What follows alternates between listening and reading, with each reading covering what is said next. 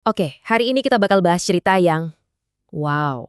Dari puncak kemewahan, seorang sosialita kelas atas, sampai akhirnya berakhir di balik jeruji besi. Gimana bisa? Ini dia kisah jatuhnya Ghislaine Maxwell, sosok yang dulu kayaknya nggak mungkin tersentuh hukum. Dengerin kutipan ini deh. Wah, ini langsung nunjukin kalau dia bukan cuma sekedar pembantu kan? Dia itu otaknya, sang dalang di balik salah satu jaringan kriminal paling mengerikan di zaman kita.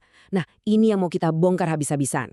Oke, jadi alur cerita kita bakal gini. Pertama, kita lihat dulu latar belakangnya yang super istimewa. Terus kita masuk ke kemitraan kriminalnya dan kerajaan busuk yang mereka bangun.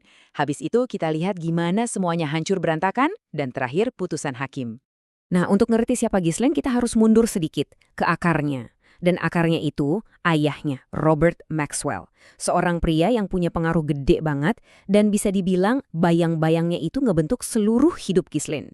Dia ini anak kesembilan, tapi juga anak kesayangan. Bisa dibilang dia itu putri mahkota yang disiapin buat nerusin kerajaan media ayahnya. Dia dapat semuanya loh, sekolah di Oxford, koneksi ke orang-orang penting, bahkan sampai punya kapal pesiar mewah yang dinamain Lady Ghislaine. Itu udah kayak simbol status dan bukti betapa disayangnya dia. Tapi disinilah letak masalahnya. Ada dua sisi dari ayahnya ini. Di depan umum, Robert Maxwell itu dianggap visioner, hebat banget. Tapi di belakang, dia itu menipu dana pensiun lebih dari 30.000 karyawan. Kebayangan? Ghislaine tumbuh besar di tengah-tengah dunia korupsi kayak gini. Jadi pas skandal ini meledak, nama keluarga Maxwell langsung hancur lebur di Inggris. Karena reputasi keluarganya udah anjlok di Inggris, dia kabur. Kemana? Ke satu tempat di mana orang bisa mulai hidup baru, Amerika. Modalnya? Dana warisan dan jaringan koneksi dari ayahnya. Nah, dari sinilah babak baru hidupnya yang bakal jadi penentu segalanya dimulai. Dan ya, di New York dia ketemu sama seorang pemodal yang cukup misterius, namanya Jeffrey Epstein. Pertemuan ini bukan cuma titik balik biasa.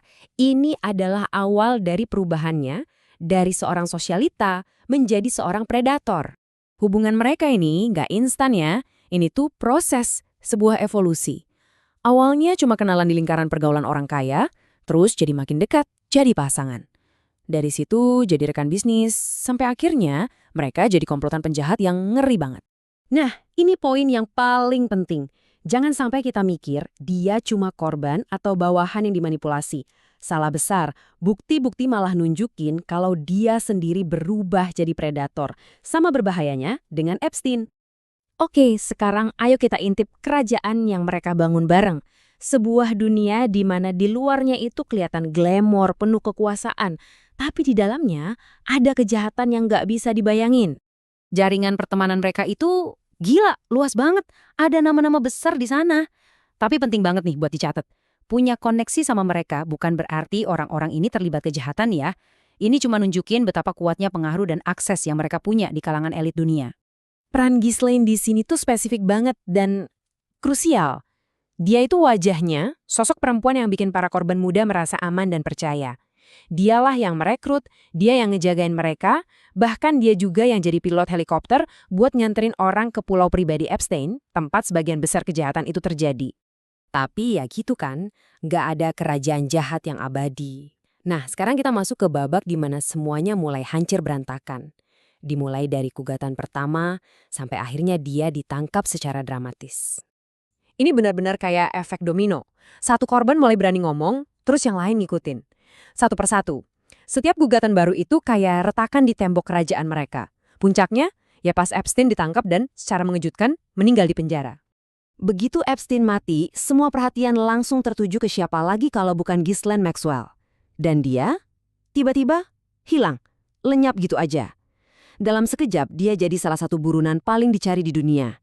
FBI langsung bergerak. Perburuan besar-besaran pun dimulai. Terus gimana caranya FBI bisa nemuin dia? Ternyata pakai teknologi super canggih namanya Stingray.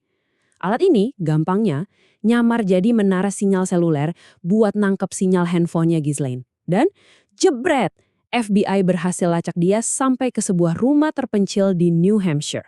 Akhirnya, di bulan Juli 2020, dia ketangkep. Tapi penangkapan itu baru awal dari akhir ceritanya. Babak finalnya terjadi di pengadilan. Disinilah semua kebenaran akhirnya dibuka satu persatu di bawah sumpah. Tuduhan yang dia hadapi itu bukan main-main, berat banget.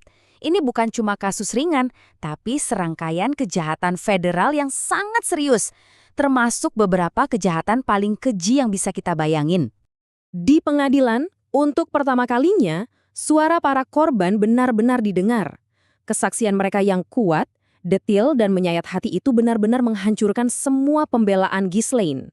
Para juri mendengarkan dengan saksama, dan akhirnya palu diketuk. Hasilnya, bersalah atas 5 dari 6 tuduhan. Dan hukumannya 20 tahun. 20 tahun di penjara. Angka ini jadi semacam simbol akhir dari perjuangan panjang para korban untuk mendapatkan keadilan. Oke, dia memang udah di penjara. Dan mungkin ini akhir dari satu babak cerita. Tapi ini justru membuka misteri yang lebih besar. Ghislaine Maxwell itu jelas nggak kerja sendirian. Dia pegang banyak banget rahasia orang-orang kuat. Jadi pertanyaan gantung terbesarnya sekarang bukan lagi apa yang dia lakukan, tapi siapa lagi yang tahu. Sebuah pertanyaan yang mungkin jawabannya bakal terkubur selamanya bareng dia.